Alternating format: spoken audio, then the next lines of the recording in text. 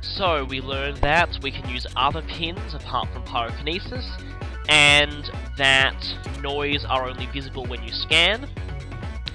And of course, one other thing, that walls will disappear when you complete objectives.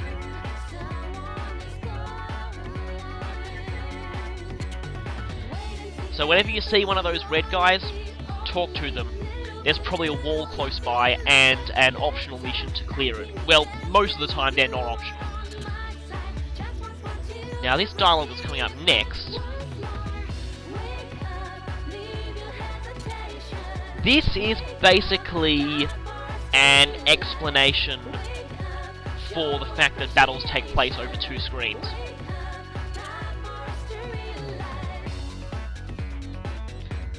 Creepy butting into conversation.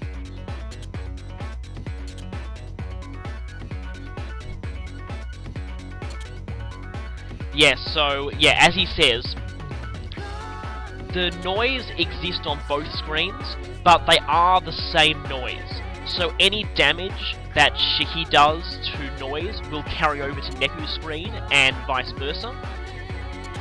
And of course, erasing a noise on one screen will also erase it from the other.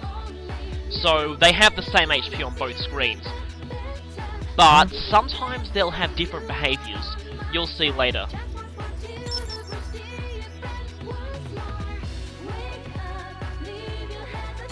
So yeah, as Shiki explains here, not everyone can use these pins, but for some reason Neku can use all of them.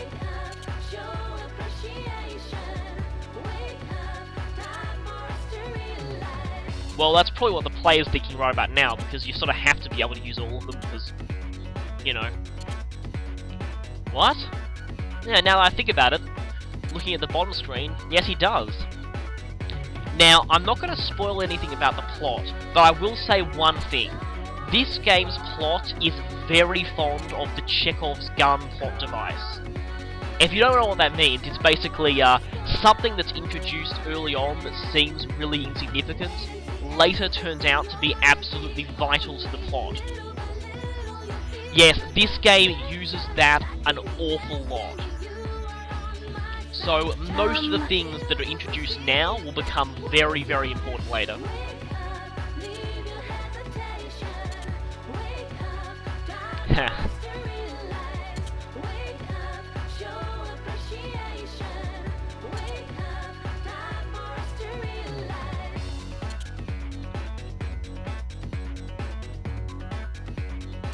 Yeah, so somehow he can use all of them.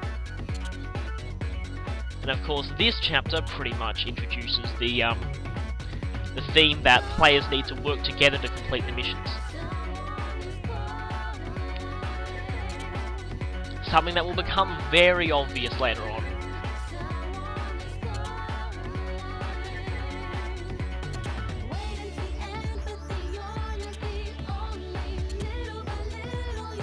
And yeah, Neku's headphones, well, they're kind of a metaphor in a way.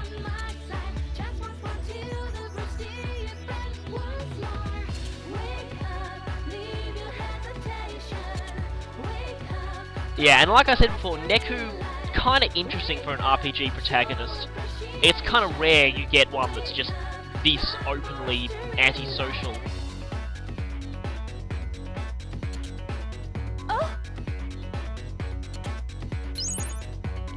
And yeah, this is just basically telling you, oh, we got some yen too, that's good, but this is telling you that you just touch the mail icon in the top left corner of the bottom screen, and you'll just see a mission again. Really only helpful if you forget it, but...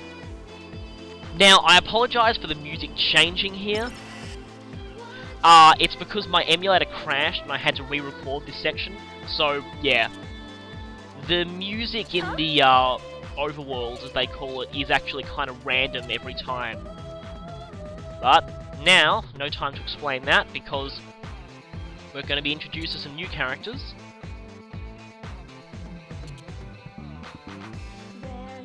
I love this line coming up.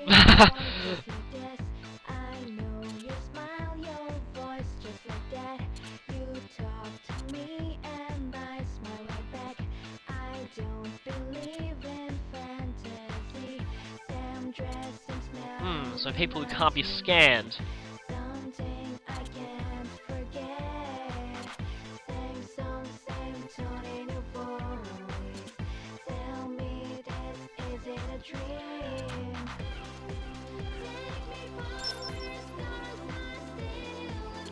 Yeah, so it seems that player pin, well, having a player pin makes you immune to being scanned. So you can't scan players or Reapers, that's basically the thing in this game. So scanning only works on generic NPCs.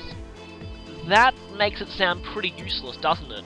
We'll later find out that's certainly not the case. A pink-haired chick. Could that have been the same person who attacked us with noise at the end of the first day?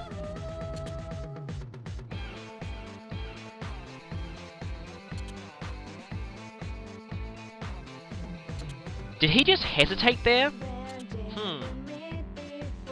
So yeah, Beat and Rhyme. Interesting names. Now, if you've read the manual, you'll know their full names, but I won't reveal them now because they're kind of a spoiler. But I will say that the manual makes it seem like that their names are Bitor and Raimu, which just sound like the Japanese romanizations of the words beat and rhyme.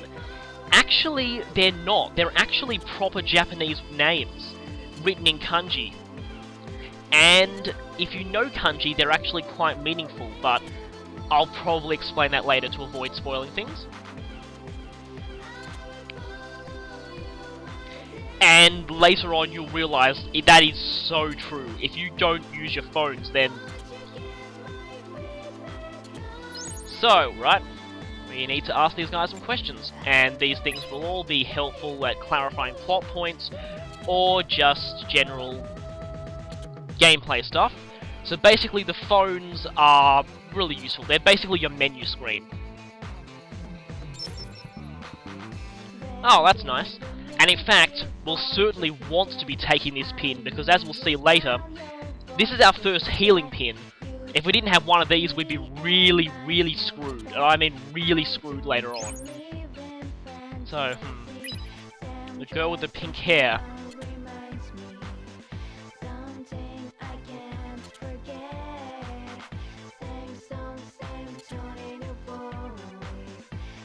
Wait. If you can tell that someone's a Reaper by them having black wings, then how did he mistake these guys for Reapers?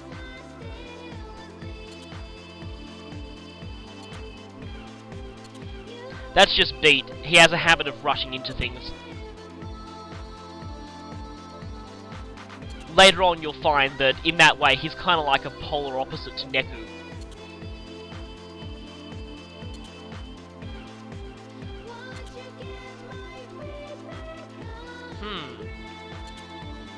Now when you see things like this when talking to other characters, often it means that a new option is added.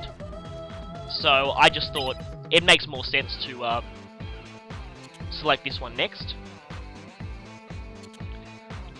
Of course, everyone knows it's Hachiko. In fact, obviously, I mean, Hachiko is very well known in Japan. I'll probably try and explain about the legend associated with it a bit, because now is not really the time. Now, that means we probably won't figure out exactly what this curse is until we get there. Oh, another wall. This is going to become disturbingly common.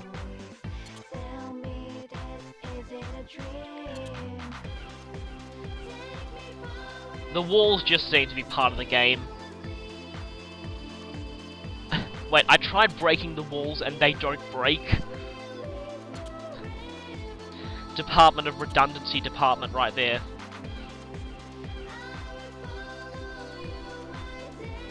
Yeah, now this actually is quite interesting. There are some walls that you aren't able to pass.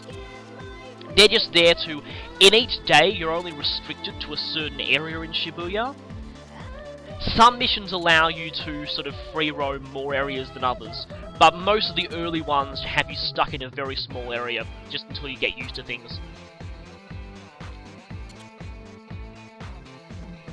What?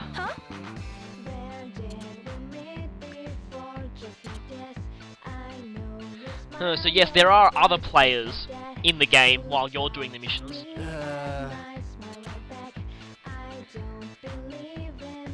Now, it's not really like that.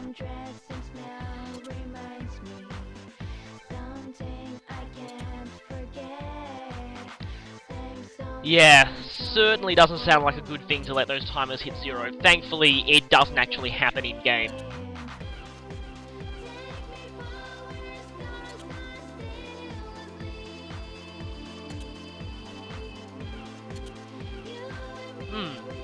So the game works something like, if one player finishes the mission, everyone does.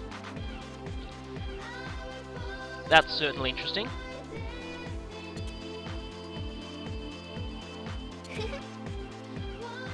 Oh, by the way, just one thing about Rhyme. Rhyme is a girl, by the way. Yeah, that might seem an obvious thing to point out, but I was a little confused when I first played, but that's only because I've made some big mistakes with this regard in other games.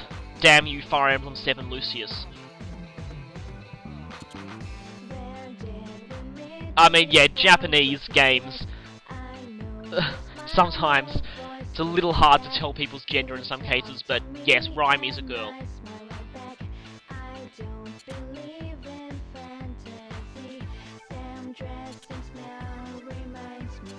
So, right, are we going to form some kind of party of 4 now? Or not?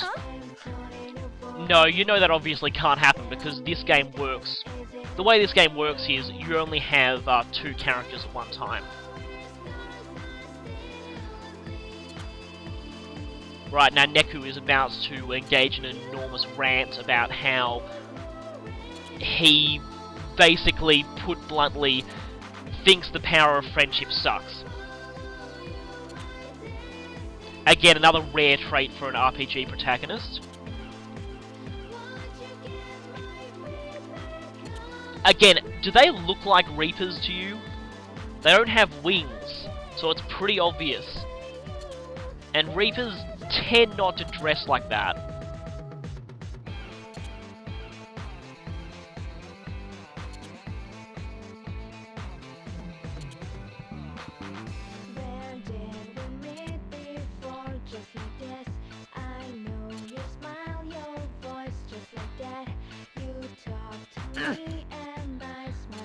LOL, obviously censored swear word. Although in that regard, this game isn't all that big on censoring things. As you'll notice, there isn't any actual swearing, but there's a lot of allusions to swearing.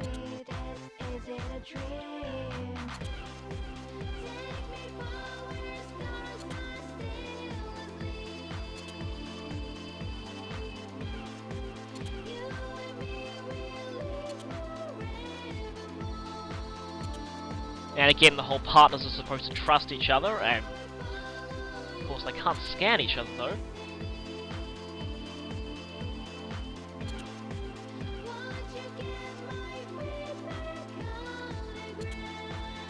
Finally, we see Neku's full view of things.